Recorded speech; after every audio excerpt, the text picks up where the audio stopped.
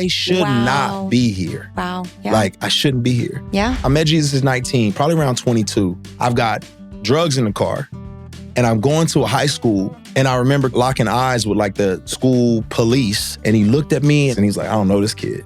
So he starts following me, and I'm like, oh, shoot, let me get out of here. And so I get outside, and the police are out there. They're like, hey, you're trespassing. They cuff me up. They throw me in the back of the cruiser. So in this car, I have my Bible that I had been highlighting, reading scriptures, and I have drugs. The police officer, he searches the car, and then he comes back to me, and he's like, I saw a Bible in that car. And I was like, yes, sir. And he was like, looks like you've been reading that thing. And I was like, yes, sir. He said, so you know Jesus? I'm like, I do. He's like, I said, I need to be living for him though. He said, you do? And I said, yeah, I really do. And he says, I want you to get in that car. I want you to drive away, and I want you to go follow Jesus. Wow. So I'm thinking he didn't find the drugs. I get in the car, the drugs are gone.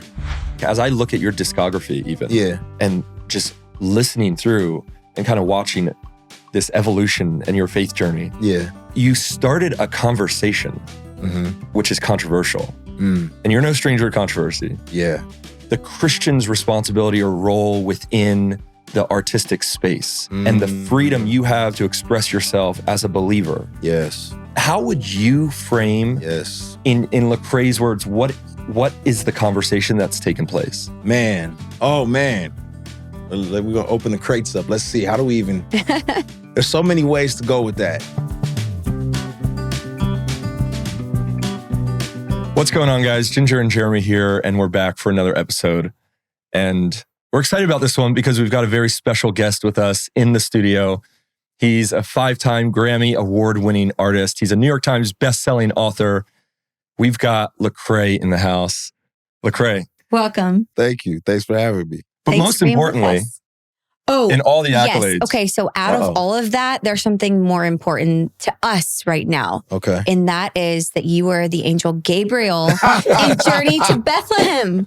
And let me just say, my daughter Felicity, she's at school right now, but she's so excited that you're still going to be here when she comes back. She wants to meet you. And she asked me today, she said, will he wear the costume?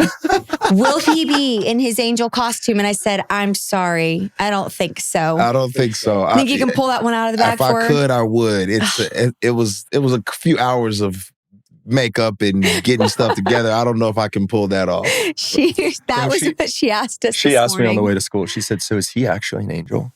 Oh, I mean, man. you know. Kids are sweet. He might be an angel unawares, you know. I'm pretty sure I'm not, but pretty sure I'm not. You know, but I appreciate that. That's awesome. I had a good time doing that movie too. So it was bumped my head. It was fun. That was cool. Being an angel. It's funny how people, like different generations, know you for different things. So it's like I'm walking through the mall, or some kids like, that's the angel, and I'm just like, that's who I am now. I guess that's my new thing. Right. Hey, I got to say off the bat, so we have some common friends and acquaintances through the years. And one thing that has always been said about you, as I'm talking to my buddies who've met you and know you on whatever level, is how genuine, how sincere of a guy you are. And one of the things that I think has shocked multiple people in their interactions with you has been, they'll interact with you briefly. You'll meet them once, and then you'll see them a year or two later. You'll know their name. You'll say what's up. You'll greet them, and it's made a huge impact on them. And so, it's just something like right off the bat, an aspect of who you are that speaks volumes, I think, about your character and about who you are as a man. Somebody is very generous. I will definitely know their face, and I may know the initial of their name. I don't know if I know their full name, because I'm bad with names. But when I see them, I'm like, yes. The name rings a bell. But no, people, I don't know. Since I've been a kid, I'm just interested in people. I'm just curious. I want to know. I'm like, you know, so that's awesome, though. I appreciate that. It means a lot. Yeah, for sure. Yeah, man. We want to get into all of it today. We want to get into your origin story, your music, some of your journey of faith. I think you and Jinger have very similar experiences, as different in many ways, but also like living out your faith in the public eye, sure. navigating some of those challenges. So where do we want to start? Yeah, let's kick it off. So I just want to share with everyone your origin story. So where did you grow up? Tell us a little bit about your childhood. Oh yeah. So I am the product of a mom and a dad who were young. They were kind of just living their own like dysfunctional paths.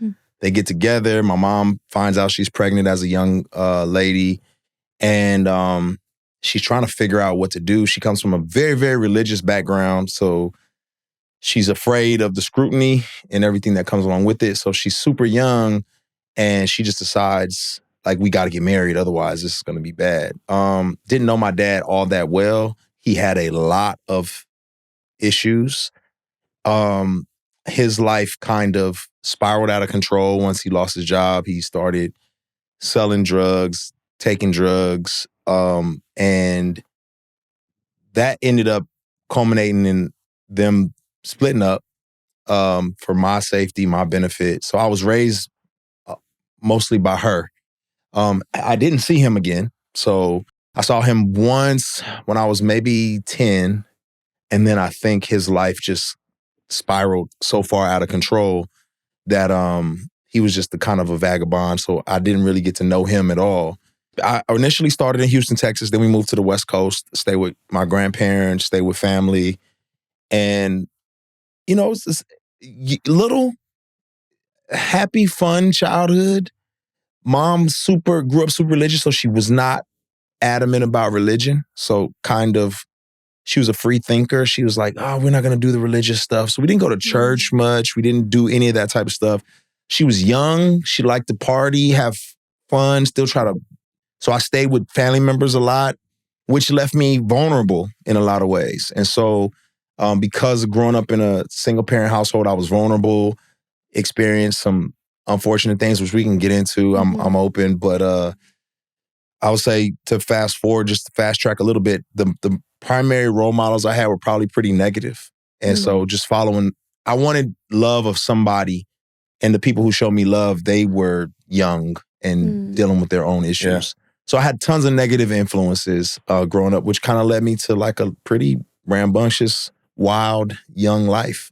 So lots of crazy stories in the midst of that, but that's my upbringing in a nutshell. Smart kid, but just a lot of drama and trauma. Yeah, for sure. Where did Jesus enter the picture for you? So that's the funny part, right? My mom was very like adamant about not forcing religion on me. She wasn't allowed to wear pants. She wasn't allowed to wear makeup. She wasn't allowed to like go to sports events. So Pentecostal or? Pentecostal, Holiness Church. Yeah. So she just didn't want any of that. So I didn't go to church, you know, maybe a special Easter or something, we would go to church. So I was, you know, and then you're on the West Coast, it's very like free thinking, open, just try this, try that, explore this, explore that. So that was kind of the life I lived. And I had a lot of trauma from my dad not being there. I dealt with physical abuse from one of her boyfriends. I dealt with some sexual abuse from a babysitter who, you know, was supposed to be looking out for me, but she took advantage of me. And all this before 10 years old. So by the time I was about 17, I just was like chaotic. Yeah. And in that chaos, I started drugs, just pretty wild lifestyle. And I think I hit a breaking point about 17. Like, what is my purpose? Like, why am I here? Yeah. Like, I don't know what my value, my worth is. And I was searching for identity. My dad didn't want me. None of, you know, who wants me? You know what I mean? And I got a full scholarship for performing arts. And I went to college, and a girl that I knew, I didn't have any friends. She said, hey, why don't you come to Bible study? And I was like, I'll go to anything. You could have invited me to like an Apache, you know, powwow and the smokes burning session. I would have went. I was like, all right, I'm open for anything. So I go to Bible study, and I thought of myself as a very educated, like I know stuff. And I didn't know who this Jeremiah was. I didn't know anything about David. I was like, what? And I was embarrassed. So I just kept coming back because I was like, I don't know this stuff. And I don't like that I don't know stuff. And they invited me to a conference, heard the gospel. And it was like the scales fell off my eyes. And wow. I was taking off after that. You remember who was That's preaching? incredible. It was a guy, it was a pastor from Cary, North Carolina named James White, not the apologist, Mhm. but James White. And I remember his sermon. He was, this is how long ago it was, the terms he used is funny. He was like, some of you roughnecks think Jesus is a punk. And then he's talking about Jesus' life and how he suffered and he died. And I had never heard this story. I had never heard that. Like I knew, Jesus died for. I didn't know the details. I didn't know he carried the cross. I didn't know they beat him with the cat o' nine. I didn't know any of this stuff. So it was so vivid. It was like seeing a Passion movie before it came out. And in my mind, I'm like, you did all this for me.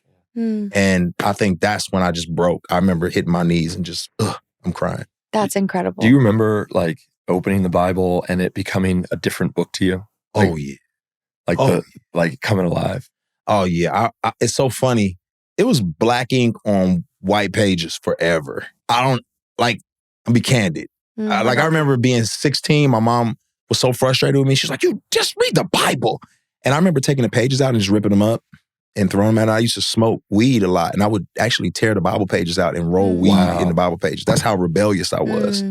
So I was just like, I don't know this book. But the irony is, like, I remember meeting Jesus and it was like the words came alive. You know, it was like I couldn't eat the scriptures fast enough. It was like I needed to change my mental maps. I was like, what?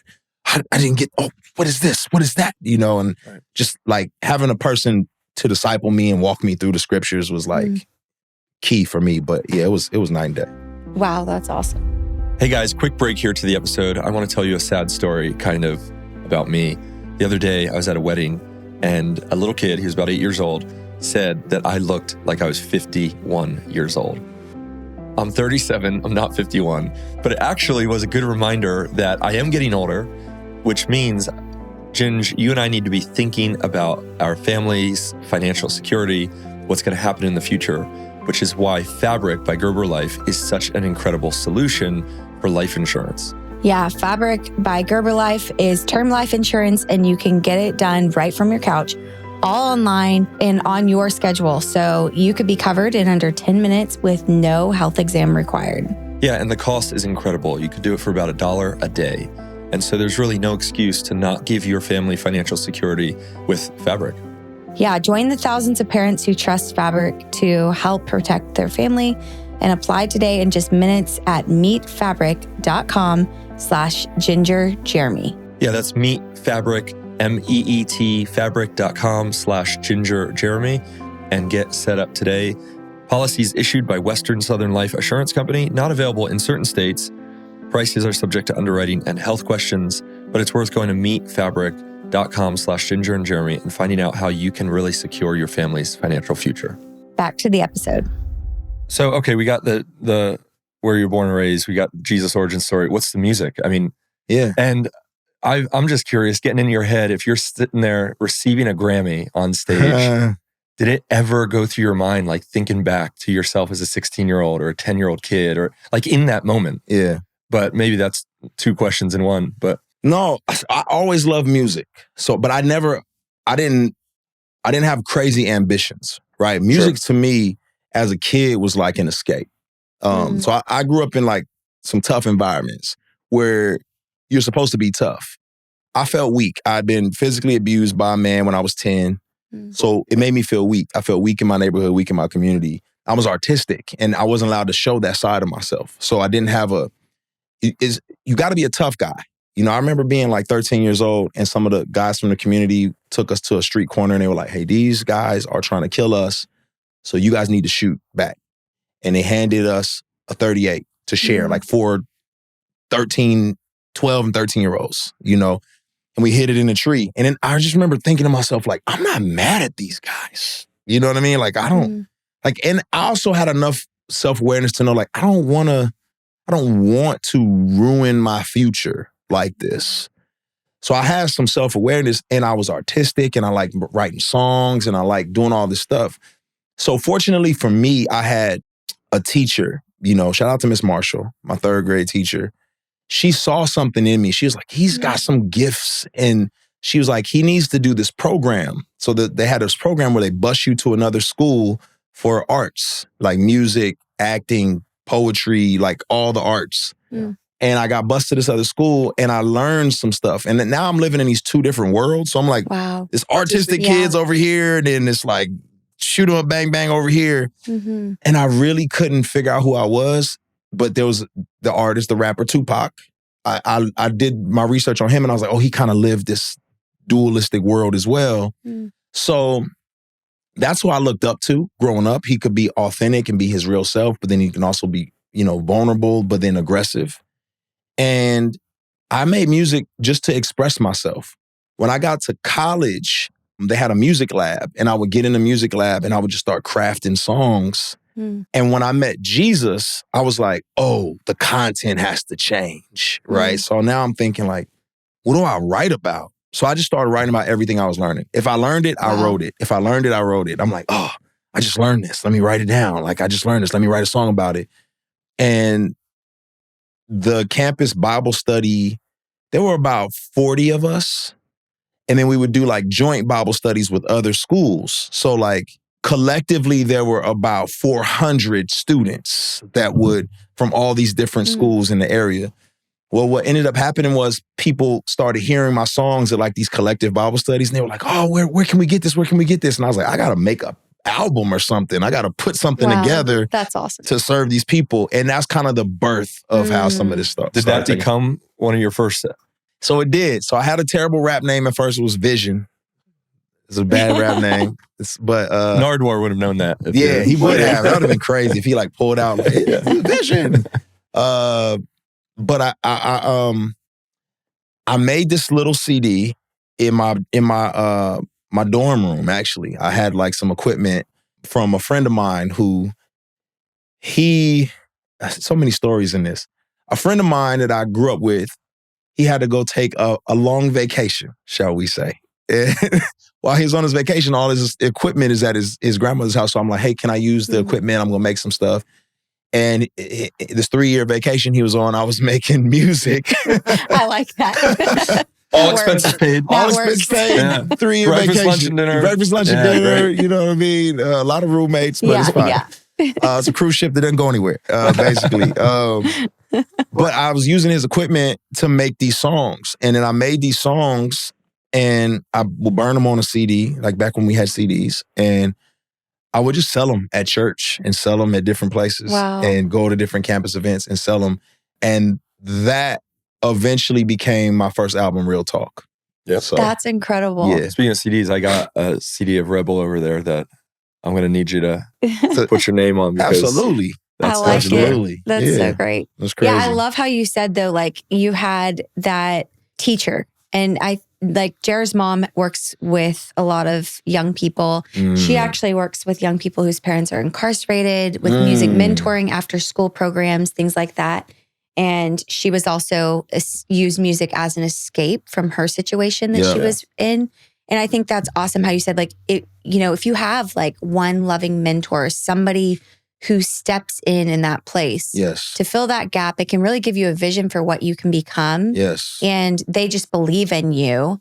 And that can propel you to like be able to see what you're interested in, see that side. So I love to hear that. It's always awesome hearing those stories of just one person's impact to like challenge you. Like, wow, you're really good at that. Absolutely. Like pursue it. And just to see where that led you. It makes a difference. Like I tell people all the time, like a lot of people are intimidated to like lead or mentor somebody. And I'm gonna just be a half a step ahead. You don't have to like know everything. Like you're half a step ahead, just get in there. And even relatability, like, one of the first people to like start teaching me the scriptures was this guy from, I want to say somewhere in Kentucky. He was Kentucky, but blonde hair, blue-eyed guy, didn't know anything about my world, anything about my life. And he was intimidated initially, like, how do we connect? But one of the things he did, which I give him so much credit for, he just started investigating. He's like, what's your favorite movie?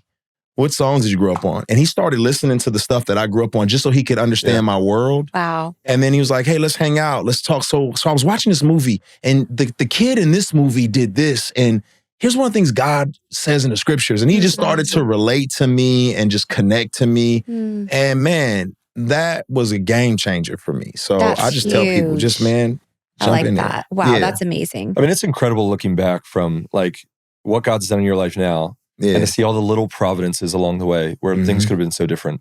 And then actually, as you were telling your story, I was thinking about all the young men and women who didn't have that positive voice or who did choose not to put that gun in the tree.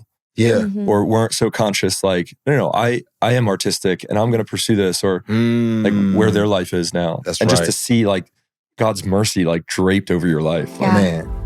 All right, guys, we're going to take a quick break from this episode because I want to share with you an interesting fact. Did you know that the average person spends about 33% of their life, it's 26 years, sleeping at night, which is why what Ginger's about to say is very important. That's crazy. Because Brooklyn Bedding, we have to stop and tell you about them. It is a game changer when it comes to your mattress. You definitely want to have comfort. And for us, we chose the Sedona Elite and Infirm because we had back problems. I feel like every time we would hop in bed, it was too soft, it wasn't quality enough, and it gave us back pain. Sinking into the mattress.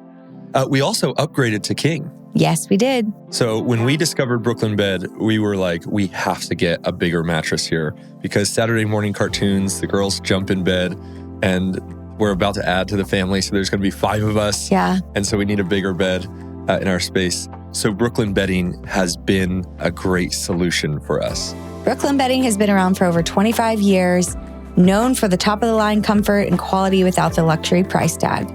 And they have something for everyone with all the different firmness options for you. So you can select yours today and you can go to their website, go to brooklynbedding.com and use my promo code Ginger at checkout for 30% off site-wide.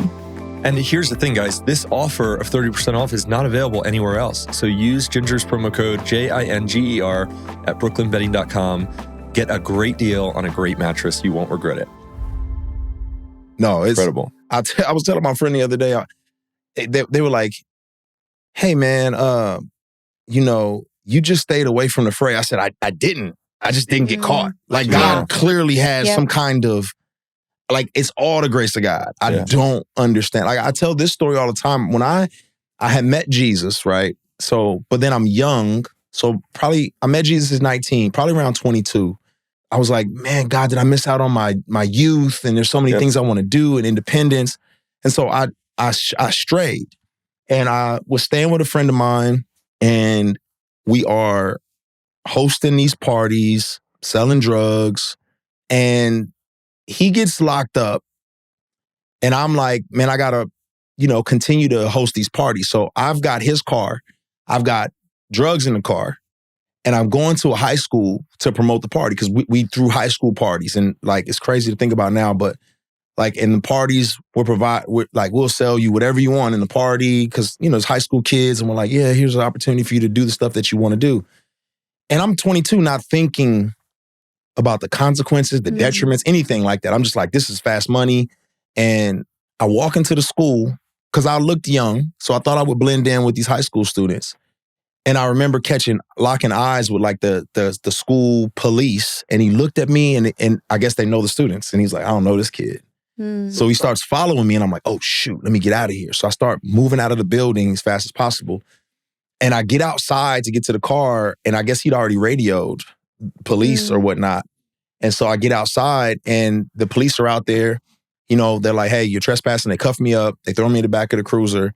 And the crazy part is I'm a believer, but I am like in a terrible place living against the Lord. So in this car, I have my Bible that I had been highlighting, reading scriptures, probably a John MacArthur study Bible, as a matter of fact. Highlights, marks, notations, all this stuff. And I have drugs. I have both of these things in my car. The police officer comes to the car and he searches the car. And then he comes back to me And he's like, I saw a Bible in that car. And I was like, yes, sir. And he was like, looks like you've been reading that thing. And I was like, yes, sir. He said, so you know Jesus? I'm like, I do. He's like, I said, I need to be living for him though. He said, you do? And I said, yeah, I really do. And he says, I want you to get in that car. I want you to drive away and I want you to go follow Jesus. And I'm like, okay. So I'm thinking he didn't find the drugs. I get in the car, the drugs are gone. Now I'm tearing up. You got me tearing up. That's crazy. I should not be here. Wow. Yeah. Like, I shouldn't be here. Yeah. And that's what I'm saying, the grace of God in just so many ways. Wow. Just showering me with, like, I got so many friends that's not their story. Yeah. I don't know why God did that for me. Yeah. But he did. And it's things like that just kept happening in my life that put me in a unique position. Wow. That's incredible just to hear God's mercy upon you in that. And like, just in your own rebellion, right? You're running away from him. Yeah. And then him just to show that mercy in such a clear way. Man. Because oftentimes we don't even see it until years later. But in that moment, it just like, I'm sure that just shook you to the core. Me to the core. Wow. Yeah. That's to incredible. the core. And he kept doing it. And he's continued to do it all throughout my life. Yeah. But it's just some moments where like, God, you spared me. Why did you spare me? What am I didn't know the plan he had. I didn't know what I would be used for. But, you know, he did. And, he didn't have to do it. I could be doing full-time prison ministry. Yeah, you never know. That was not the plan. Yeah. So, yeah. Okay, so I have a question too. Yeah. When, like pivoting, when did you meet your wife and you have 3 kids? Yep. How did that all come about and what timing? Oh, man. So that's the funny part, right? So I get to college. I met my wife in college. Okay. I get to college. I'm an 18-year-old, kind of like just a little smart degenerate who's trying to figure out life. Yeah. Just, this Fresh Prince of Bel-Air type of which side are you going to choose? So I'm going to this Bible study and I see her. She's beautiful, but she's like very serious about God. And I was like, nope, not for me. She's too serious about God. So I don't pursue her at all because I'm just like, these girls are different. Like, they don't drink, they don't cuss, they don't smoke. These girls are like different. And it felt pure. Like, I don't want to taint you with my like dirty paws, So that's kind of my thought process. And I got invited to that conference where I heard the gospel. We had to raise support to go. I'd never raised support. I was like, what does raise support mean, right? So for us, we didn't have these networks of people who we could borrow money from. So we would stand on the side of the road with signs saying like college students trying to get to a conference, like, raising money for a conference. And so her and I were standing on the same street corner holding up signs. Oh, no way. You know what I mean? We would do car washes, do everything. That's amazing. And so I got to know her doing that. And then when we raised the money, I went on this trip. We're riding on the same charter bus together. I'm just getting to talk to her, get to know her. And we just, become good friends. And over the years, she's pursuing Jesus. I'm trying to pursue Jesus. And in that time period where I had come into that run-in with the police officer, her and a friend actually came to my apartment and were like, hey, you're better than this. And like, just caring, right? And we were just good friends. We ended up being friends for about 8 years. Wow. Like, took you that long, 18 to ask her. To like, what is that, 24 or something? I don't know, the time period. Yeah. And I just was like, I can see her, but I just wasn't trying to, like in my mind, I was like, I still am not ready. I still got to get some, because she was so pure to me, And anyway, long story short, after that period of time, my mom said, why don't you date that girl? She's awesome. And so I was like, all right. And I just didn't want to break any hearts. I didn't want to do it wrong. So we were on a mission trip, and I just grabbed some gummy bears and threw them at the back of her head like a mature young man would Totally. do. That was my way of flirting. Like, hey, I like you, And we ended up dating 4 months later. We're engaged. 6 months later, we're married. Wow. And It's been amazing, man. We celebrate 19 years. Whoa, Wow. that's incredible. Yeah. So we've been together for a long Amazing. time. That's crazy. That is a long time. Yeah. Wow. All right, you said earlier, like you have people who recognize you from different stages of your career and for different things. Yeah. And you really pioneered so much in the rap hip hop space and then the Christian hip hop space. Yeah. And you started a conversation, Mm-hmm. which is controversial. Mm. And you're no stranger to controversy. Yeah. So you have people who are on the Lecrae train and are solidly off the Lecrae train. Mm-hmm. You have people who've stayed the whole time, people who've come at the end, middle. What, as you see that conversation, and I guess the conversation I'm thinking of is like, well, I'd be curious how you'd frame it. Yeah. But like the Christian's responsibility or role within the artistic space and the freedom you have to express yourself as a believer. Yes. And how would you frame, Yes. in Lecrae's words, what is the conversation that's taken place? Man. Oh, man. We're going to open the crates up. Let's see. How do we even... There's so many ways to go with that. I think it's important to note that I was discipled and saved in a conservative, evangelical, theological, like, frame, like group, right? So in that world, there's really, and it's not, I'm not trying to typecast, I'm painting with a broad brush, but the way we saw the world was there's varsity and there's JV. Varsity is full-time ministry. Everything else is JV. Why would you ever want to work a regular job? So full-time ministry is varsity. The rest of you all are not doing what you're supposed to be doing. So the way I saw music was, in order for music to be varsity, it has to just be a tool for evangelism. That's it. There's no room for anything else. There's no room to make a song about the birth of your child. There's no room to make a song that connects with people in any other kind of way other than just sharing the gospel. Otherwise, it's JV. And I think as I began to grow in my faith and just like, wait a minute, I started reading books. I started listening to different people and being, I only listened to like a select little group of pastors. Yeah. And then I would have friends say, have you heard of this guy? Have you read this book? Have you seen this? And initially I was like, but then I started, that kind of makes sense actually. And I think there was a book I read by an author named Nancy Pearcey, and it was called Total Truth.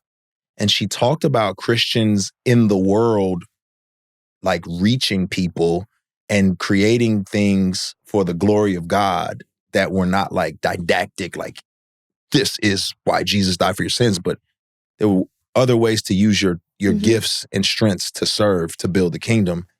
And it challenged me. And I think what ended up happening was I started trying to practice crafting music just to connect with people, just to plant some seeds. And the tribe I came from was like, you are watered down and lukewarm. Really? Yeah. And so it's like, but I'm not trying to be. I'm trying to. The other thing you have to realize is I've never done this before. There's no mentors and like, hey, this is how you make the music. Yeah. Yes. So that sparks a thought because living your life so publicly. Yeah. Like Jinger has gone through that with since being 10 years old on TV. Whew.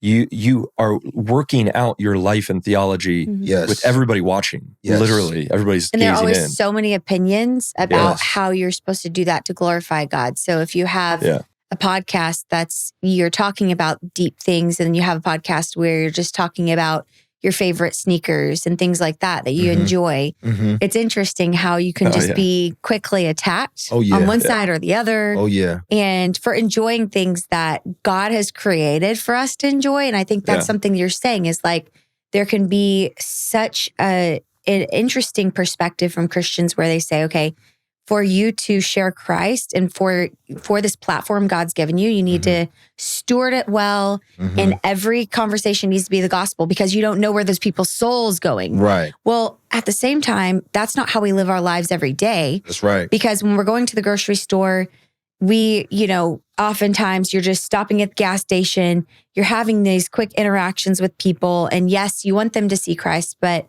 it doesn't provide that opportunity every day, even for the average person. That's right. Right? That's right. And I think there's an unrealistic expectation for those who have been placed in that. And I think that for you, what I hear you saying too is just like, okay, how do I steward this well? But then also using your creative talents that God's given you, the art side of it. That's the right. things that you enjoy, to paint a picture with a broader brush of life in general. And yes, you're going to share Christ, but not every song has to be specifically Christian to be glorifying to God. That's right. Yeah, well, because God is the God of the mundane as well. Like he's the one who created all the things that we enjoy. And so having a broader view of whether you eat or drink, do all to the glory of God is a conversation the artist needs to understand. Because it has to like be glorifying to God, not sinful. But at the same time, there's that artistic ability to be able to have that freedom. That's right. To share a story that you want to share. That's right. Okay, but a thought then is, currently feel, you think of like Jesus' half-brother James says, not many of you ought to become teachers, because a stricter judgment. And then my favorite psalm is Psalm 73, where the psalmist writes a song about his walk with God. And it begins by saying, yeah, God is faithful, but as for me, I almost slipped. My foot almost slipped, yeah. And he says, I was jealous of the wicked. I saw their prosperity. I'm over here serving God and I got nothing. And then he goes into the sanctuary of the Lord and he concludes the song with, whom have I in heaven but you? What on earth do I desire besides you? My heart, flesh, fail. God is the rock of my heart, my portion forever. But in the middle, you're like, man, he's angry at God. Yeah. But there's a sentence where he says, if I had spoken thus, I would have betrayed the children of Israel. Where he's like, I'm wrestling, but I'm not going to tell them I'm wrestling. Right. So he goes into the inner sanctuary. So how have you dealt with this? Like, we're talking about God's mercy on your life. Yeah. I shouldn't be here, but God has a purpose. Yeah. And you have influence and people listen to you and follow you, whether you're a preacher, whether it's with your pen, whether you're on a stage. How have you thought through the influence factor, even as you, from a young man to where you are now, still a young man. Yeah.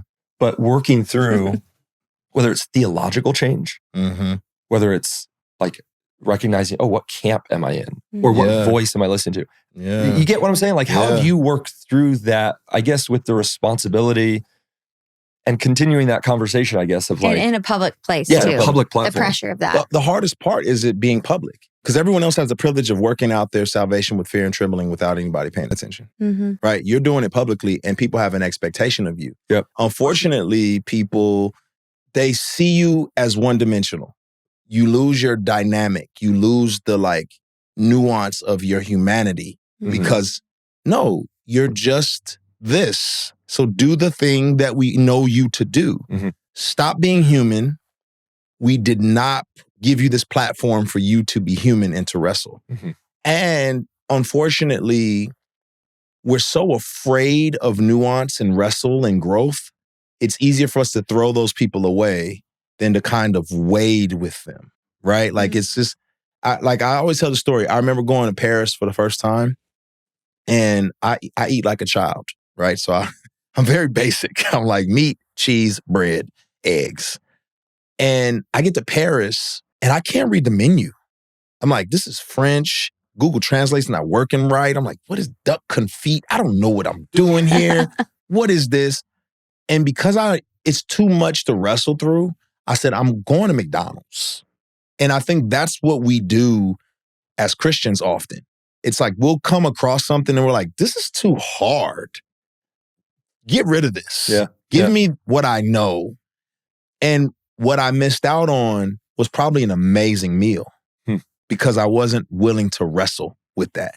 And I think that's what we as believers miss out on is growth, is progress. The thing I've learned in doing stuff in the public eye is that a lot of people, when you're doing something publicly, you're generally in a phase of life that is resonating with people that are in that same phase or are wanting to be in that phase, right? So I look at it like there's generally 3 stages of our faith that most people navigate. Stage 1 is awakening, like, oh, God is real. I've met the Lord. He's real. Stage 2 is development. Like, I've got to grow, I've got to read, I got to devour stuff. And then stage 3 is productivity. I've got to be productive for God. Like, I got to minister, I got to share, I got to do something. And most of us stay there. We kind of cap out at that place. And I was making music from like a stage 2, stage 3 perspective. And that's all people wanted from me. But what ends up happening for most of us is we hit a wall. We can't live there. We end up going through some trial, dark night of the soul, a Psalm 73 moment where you're like, I can't do this. This is like a hamster wheel. And stage 4 is when you're doing what David did and you're starting to do the internal work. Like, I got to wrestle. There's way more stuff in here that's messed up that needs to be dealt with. But people don't want to, that's like, Yeah. Just give me the Jesus anthem. I don't want to hear about this. And then stage 5 is us living out of love. The problem with art is the most compelling art deals with stage 4, right? It's why we like Shawshank Redemption. It's why we like Remember the Titans. It's not pithy and just like, and then I met God and it's all done. We like the wrestle. And you prostitute art when you just keep it at 1, 2, 3, right? It's just it's not as beautiful. Lord of the Rings is beautiful because of that internal wrestle with the ring. So art, if you just want to hear Jesus die for your sins and resurrected, you can go listen to a sermon. Beautiful art it's way more dynamic than that. The scriptures are way more dynamic than that. So I say all that to say this. The public doesn't know how to deal with that when they only want you to do 1, 2, or 3, and you get beat up for it. Are you happy with how the conversation has gone? Like where you are now, like as I look at your discography even. Yeah. And I've followed it from the start. Yeah. To now, even to Die for the Party. And just listening through and kind of watching this evolution and your faith journey. Yeah.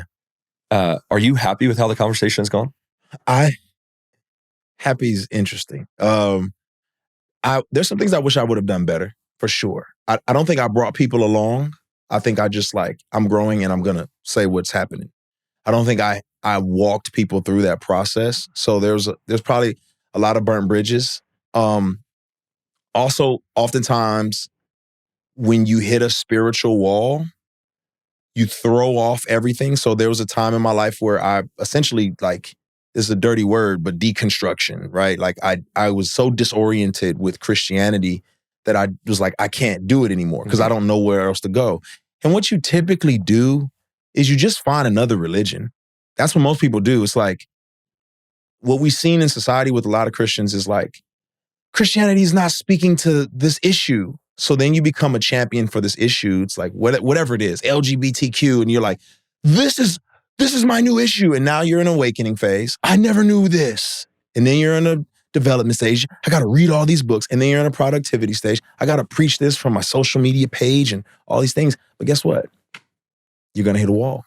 All of a sudden you realize, oh, this isn't fulfilling. This is not giving me purpose, identity, wealth, worth, and value. And it's like, well, what do I do? So did you have like a John 6, like, where else would I go? Like you have the words of eternal life. Like Jesus looks at his disciples after preaching a hard-hitting sermon and says, you guys gonna leave? And they go, well, where would we go? That's right. I mean, was that you? Because even your song Deconstruction is you saying, hold on, pause, let me explain this. And how you end that song is like, wow, like it's so powerful. Yeah. It hits, you know? Yeah. Deconstruction and Reconstruction is beginning. Yeah, definitely Dark Night of the Soul, but then a John 6, like where else? Well, you have like you said, you have the words of life. And that's essentially, I tell this story too. I was in a state of despair and doubt. And if the world that I knew, the Christian world that I was a champion for, were beating me up, I didn't know where else to go.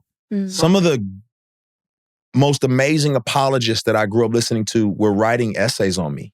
And I was like, if this person hates me, I don't know anybody smarter in the realm of Jesus. And if I don't agree with them, then maybe the whole thing is a sham. I don't know what's up or down. And so I didn't want to listen to their voices anymore. And I was like, I'm not listening to these voices. I thought that was the pinnacle of Christian voices. And my wife and I book a trip. I'm just like, I just need to get out of America for a while. This echo chamber. We go to Egypt and So much crazy. We didn't know Egypt was in the middle of like a civil war at the time. Oh, wow. That's why the flights were real cheap. Right. But the crazy part about that is this. So we get there, and every place we went to when we left was bombed or attacked. Mm. The day after we left one particular Coptic church, it was bombed. Wow. And, you know, I'm not realizing all this is happening, right? But the most profound moment was we were with this archaeologist, and he's taking us through these tombs and these off the beaten path ones, and he's talking to us about this particular pharaoh. And I'm listening to him. He's brilliant. And he's like, yeah, this pharaoh we don't talk much about. He's kind of like, he's frowned upon in Egyptian culture. And I was like, oh, why is that? He let a lot of slaves go free, like tons. And I was like, oh, like in the Bible? Because at this time I'm like, here we go again, Bible stuff. And he's like, I don't know Bible. And I was like, you've heard the story of like Moses, Pharaoh. He said, I do not know. I just know history and archaeology. I don't know Bible. And I'm like, oh, that's right. I'm in another part of the world. This is not a Christian part of the world. He's like, I don't know Bible. I just know facts and history. This Pharaoh let lots of slaves get away for free.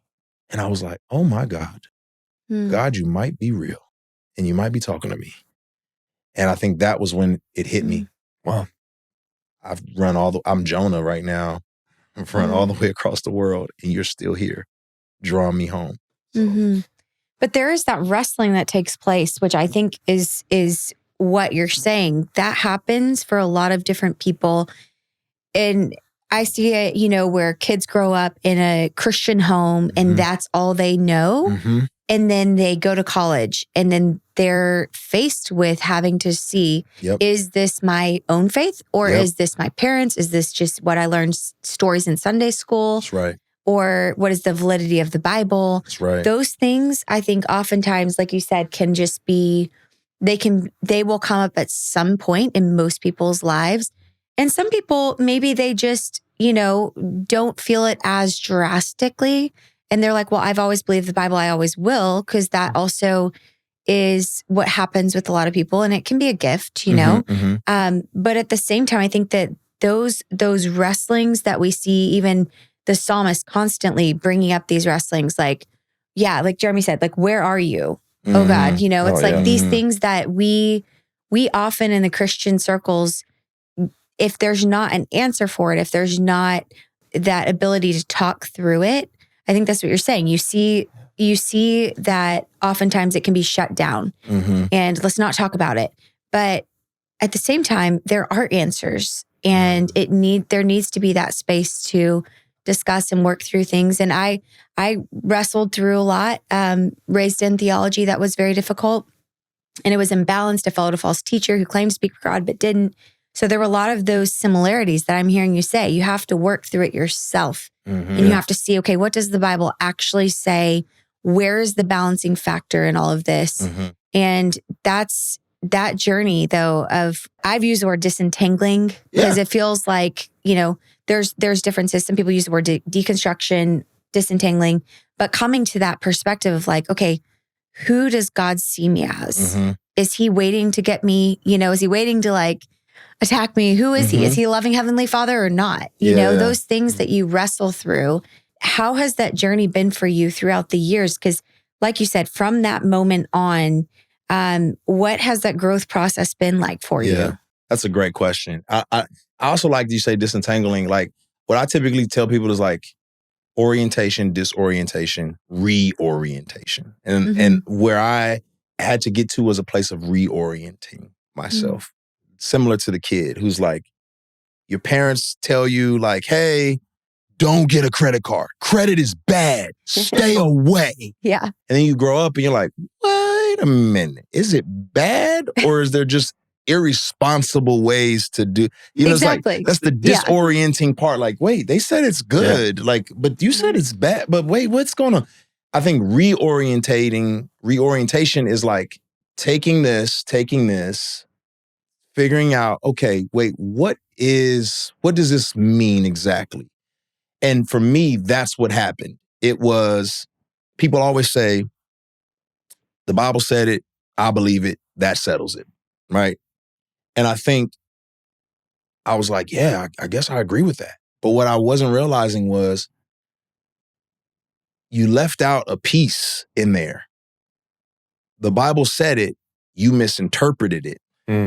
Yeah. And that settles it. Yeah. And so I was like, you're right. The Bible should be my foundation. Jesus should be my foundation. But some of these walls that you built around my foundation need to be torn down. Bro.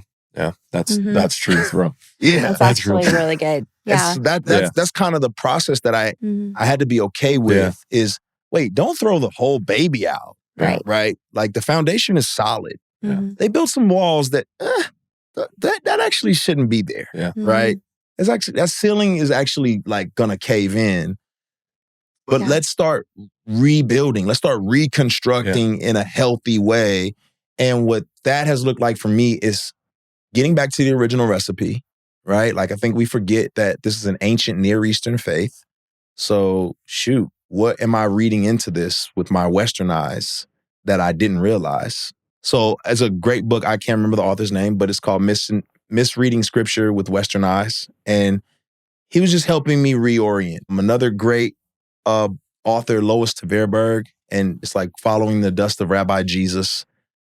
I love a guy named Ray Vanderlyn. I got to spend some time with him and just go to Israel and like, oh, got it. You know, where things just start shaping up and you don't realize one little thing can take you so far off. So for me, it's been fun to reconstruct. And I'm way more empathetic and loving because I realize the whole globe gets a lot right and wrong.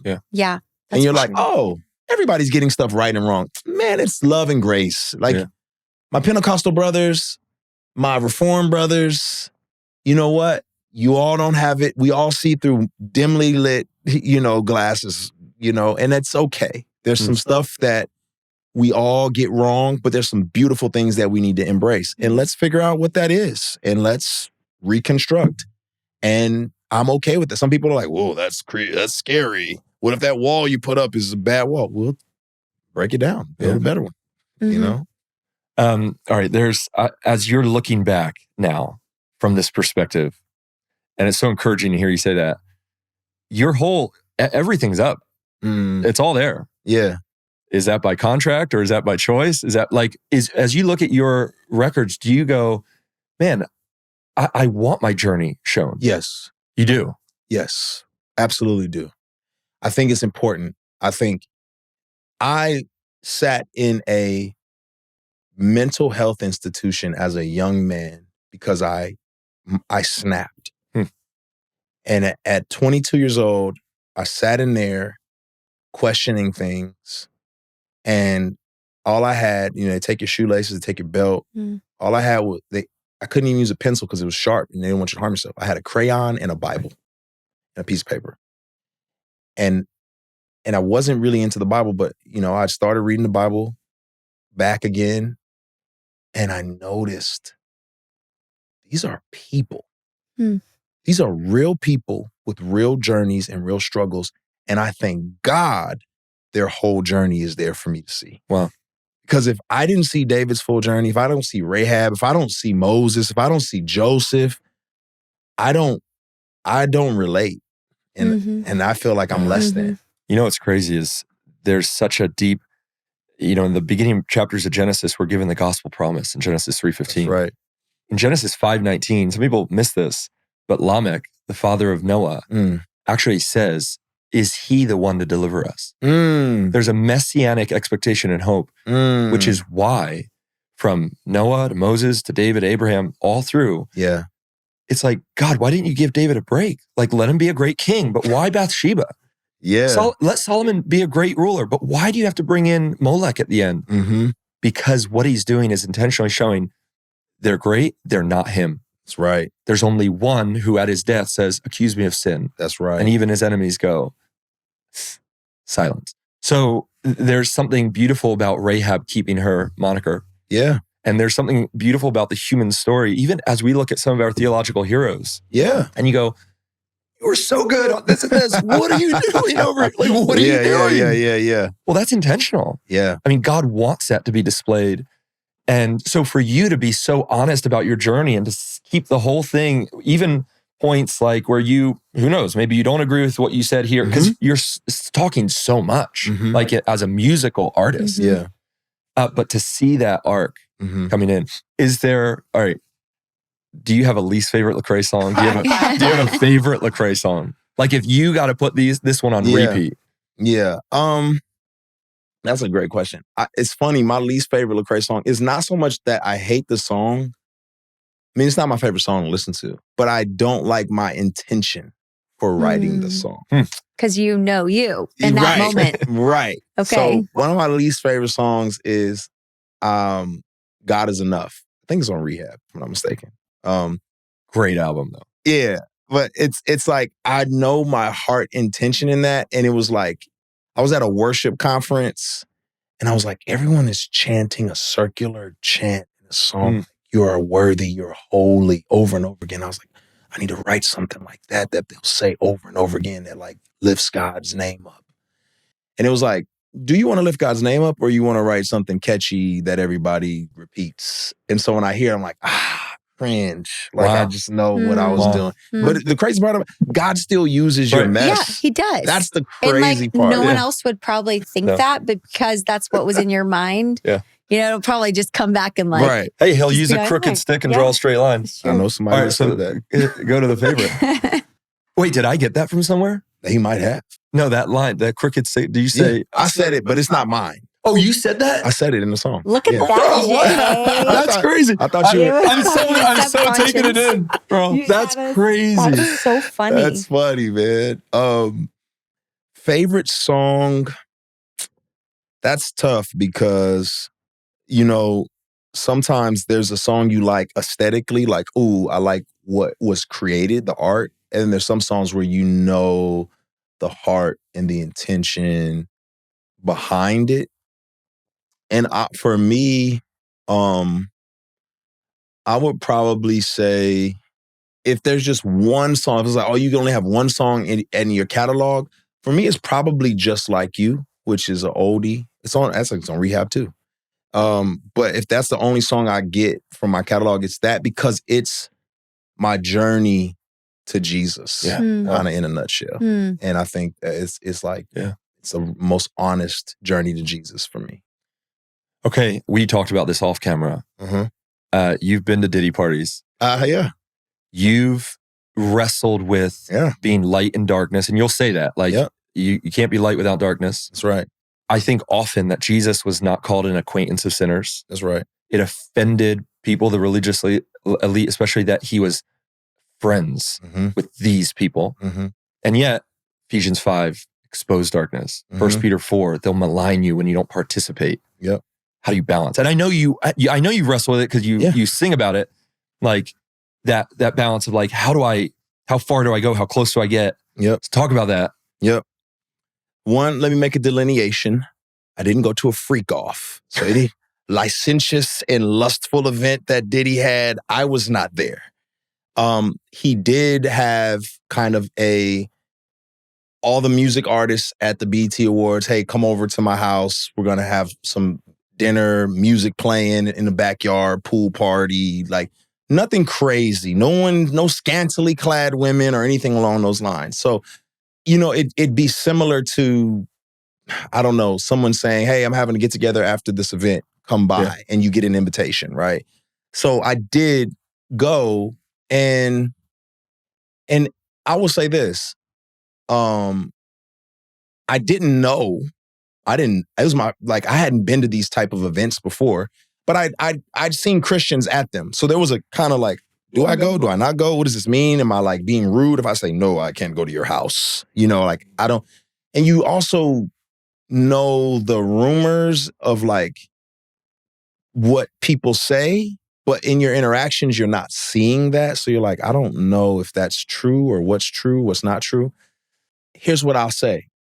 I'll say that I I don't see Jesus as being, like, Jesus was not hanging out with sinners as much as sinners were hanging out with Jesus.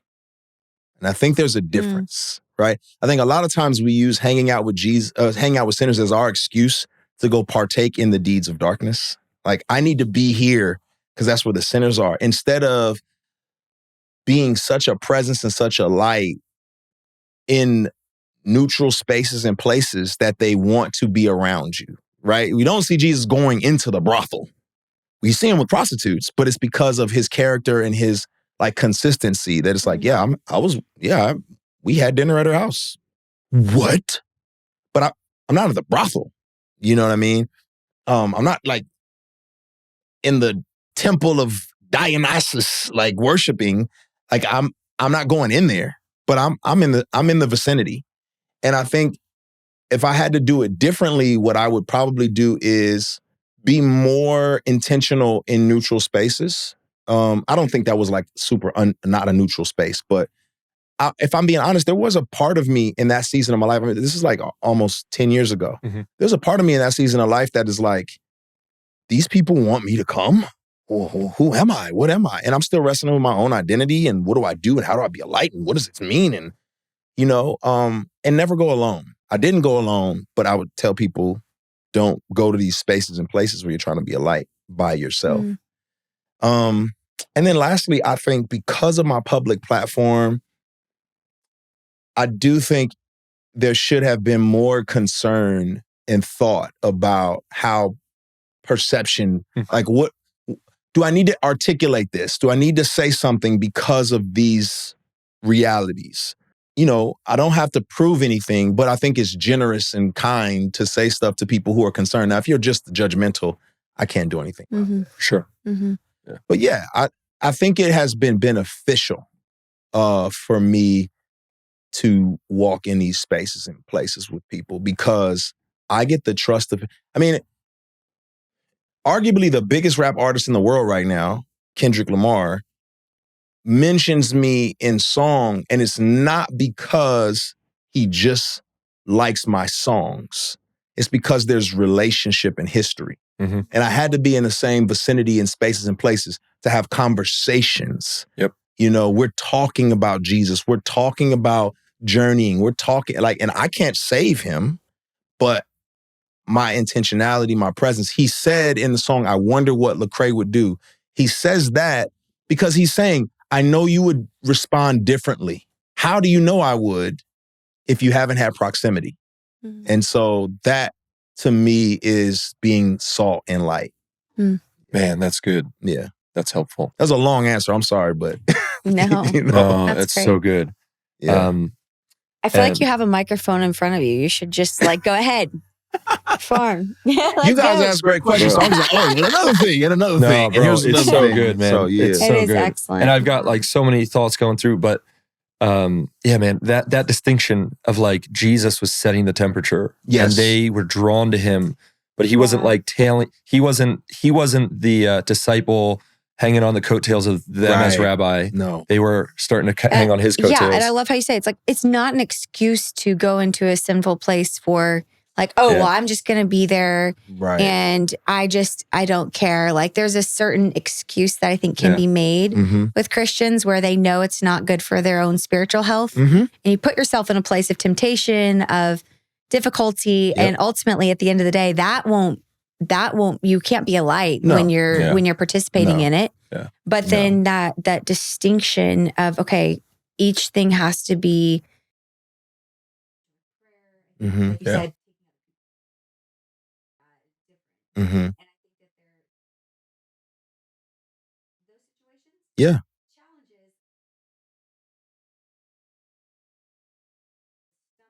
mm-hmm.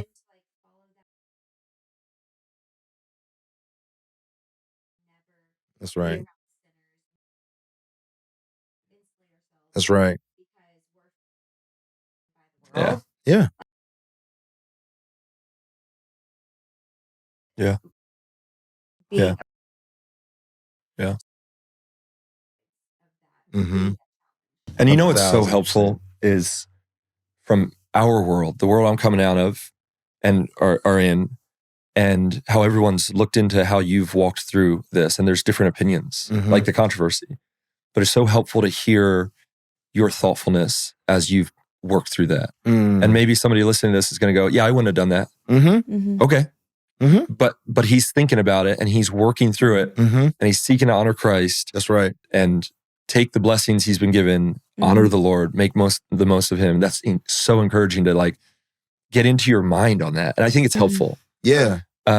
Yeah. It's a unique space where you just, sometimes you don't know. Yeah. You know, it's just a unique kind of like weird space to be in where it's kind of like, you know what, maybe you shouldn't be here because you couldn't handle being in this room. But it's but I don't have that same struggle. Like I'm actually controlling the temperature in this room. And there's been studio sessions like that for me. You know, I don't know if I've told this story, but I had a studio session with Waka Flocka Flame and prominent rapper from back in the day.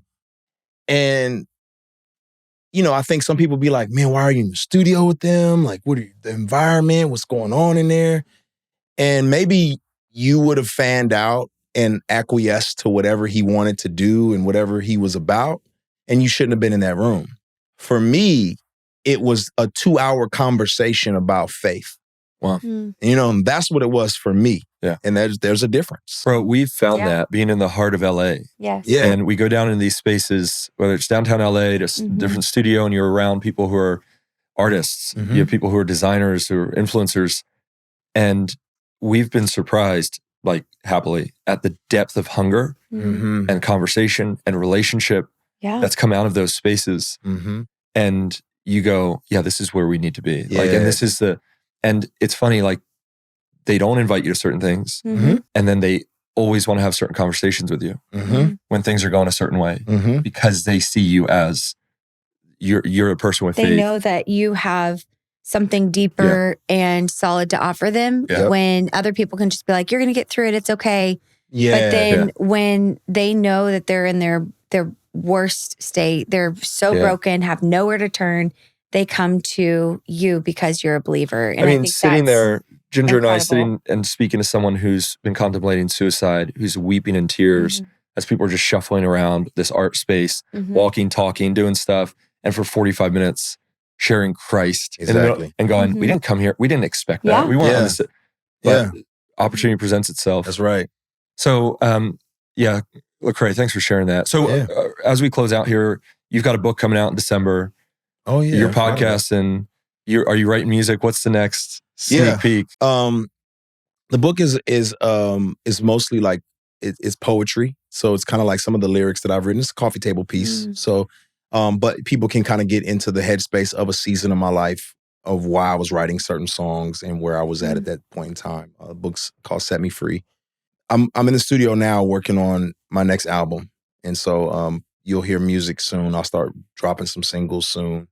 But the album is actually that place of triumph, of healing, of overcoming. It's like, it's the arc. It's like, I'm not in a dark place. I am in a place where I know upon the rock that I stand, and I'm speaking prophetically from that place. And but most of my days are just being a dad. It's not exciting. It's just being a dad and building and growing. So I love it. Yeah. That's so great. And where can people find you? For those who maybe haven't been in your world, I feel like most people know who you are. But if you don't, where can they find all of your stuff? I mean, if you know, I'm definitely on social media. So you know, I'm on TikTok, Instagram, Facebook, depending on what generation you're from. Let's go. Cover them all. I like it. We got them all covered. You know, we're even on Snapchat for the kids. Oh, okay, we're everywhere. And then the website, Lecrae.com. You know, Lecrae.com, and I'm working on music. I got a tour coming up. I do a lot of speaking from time to time, so I'm here. I'm available. Great, thanks for hanging out. Thank you so much. This has been so fun. We appreciate you, man. So great. Yeah, appreciate y'all. All right, guys, thanks for hanging out. Until next time, like, subscribe, do all the stuff. We'll see you next time.